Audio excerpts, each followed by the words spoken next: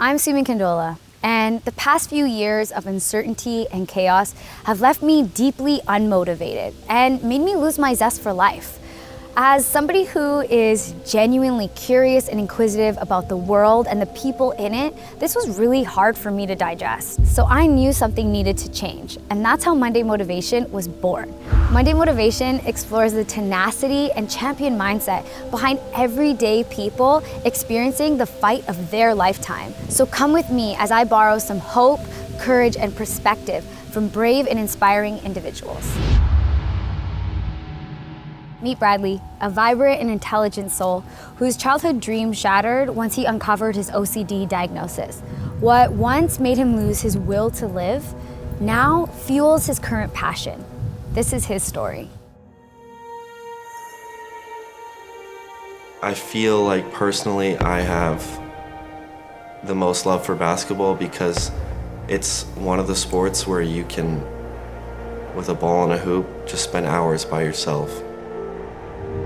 I just fell in love with just going out by myself, putting my headphones in, and just pretending like I was out on the court. You know, every basketball player's done the 3-2-1 drill where you pretend like the clock's counting down, you're down by 1 point, and you have to sink the game-winning shot.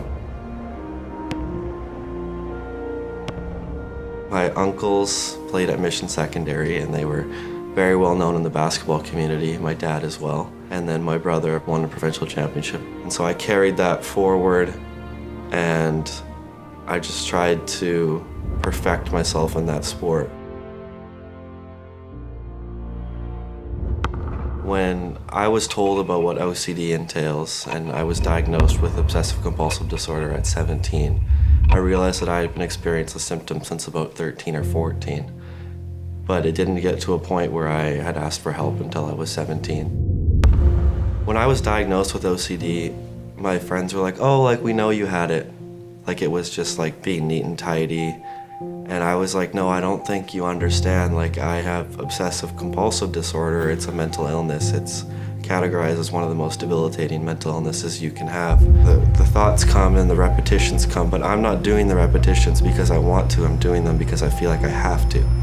For me, the things I was doing, washing my hands over and over and over again, having to do things repetitively, putting on my clothes a certain way, the attraction or need for certain numbers, I hated it. Like, it terrorized me. I made Team BC to go to Canada Games after my grade 11 season, and the thoughts just kept increasing. I had to tell the coach I can't play, and at that time I wasn't open about my mental health, so What did you tell him? I told him that I was taking summer school, actually. I didn't want to face the repercussions of saying that I'm struggling with my mental health. So I told him I'm taking chemistry in summer school, I can't commit to basketball. I took like a month off, and my dad's like, what's going on? Like, you haven't taken more than 2 days off in the past 3 years of your life. And I didn't know it was OCD at this time, so I didn't know how to get help for it. After that, it just kept getting worse and worse until I had my first thoughts of suicide. That was in summer, so after I quit or told the provincial team coach I couldn't play, I ended up telling my high school coach I wasn't going to play my grade 12 year. I mean, my nickname growing up was Baller Brage, so I had this identity tied to me of being a basketball player, and for people to hear that I'm not playing, it was quite shocking, I imagine. What was it like for you, though? Well, I mean, at that time I didn't want to be alive, so I didn't foresee a future where I was going to have to live without playing basketball because I didn't plan on living. So I didn't really process the whole basketball part. I was just so thinking about a way out.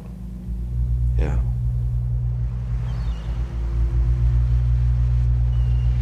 From July to October of 2017 was 4 months of suicide attempts, hospitalization, psychiatric care, psychological care, until I got in like a relatively steady place.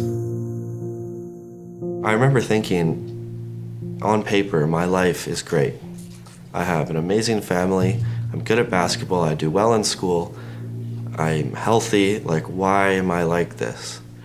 But that's what mental illness does, is it ignores everything good in your life, and it picks little tiny things for you to obsess or anxious about or to get sad about, to the point where you feel like you have nothing. I actually did play my grade 12 year, and it was the most confidence, the most fun I've had on a basketball court in my grade 12 year. Why do you think that? You just come out of like so much darkness. Were you out of the woodworks? Not completely. No, I wasn't. I think that a part of my outlook on basketball changed through it all. I went from this is the be-all end-all of my life to I'm just going out here to do the best I can.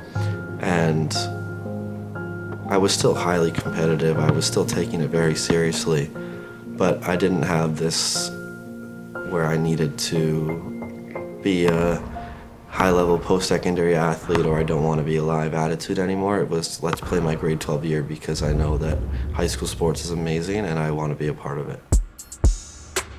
Yeah. Yeah. When you talk about that mind shift, right? Because you had just come from a place of, let's say, not seeing light, and now you're seeing light. Yeah. And like, what did that renewed sense of wanting to be alive feel like? Yeah, I've never told anybody this before, but for those 4 months, before I went to bed, I would ask myself, if there was a button next to you that could end your life, would you push it? And for those 4 months, the answer was yes. Over the times, the answer would be less and less of a confident yes and more of a, I don't know, like, let's give it one more day or one more week. And then eventually I asked myself that at night and I was like, no, I don't, I want to be alive. And I had a few offers to play post-secondary actually after that. Up until the date where I had to, accept the offer or not, I started noticing that my anxiety and stress and everything were in OCD was getting back up to those levels, and I was like, I need more time to get help. There's a line between mental illness and what it means to be mentally strong on the court. I always considered myself very mentally strong on the court. I had a high competitive drive. I really wanted to make my teammates succeed. I wanted to respect my coach. Those are all the things that, obviously, if you don't have respect for your coach, your teammates, then that's the side of the mental that you need to improve. But as far as mental illness goes, if you're, in my words, I consider myself, I was sick, I was ill. And that has nothing to do with weakness, that has to do with things out of my control. And so the fact that I pushed through that and the fact that I was able to deal with that and still come and play my grade 12 year and now run this event, that shows more strength than I couldn't think of anything more strong that I could have done than that. I put so much all into basketball at young that I make sure now that if I ever lose one part of my life, I still have something else to look forward to. If you put all your energy, the old saying, eggs into one basket, then it's like that gets taken away, you can go through something pretty serious, and that's what happened with basketball. So now I make sure I have a lot of different areas of my life where I put energy into, and that includes family and friends, that includes mental health, that includes staying active. A lot of components that if you lose one, you still have the other, and you have purpose throughout your life.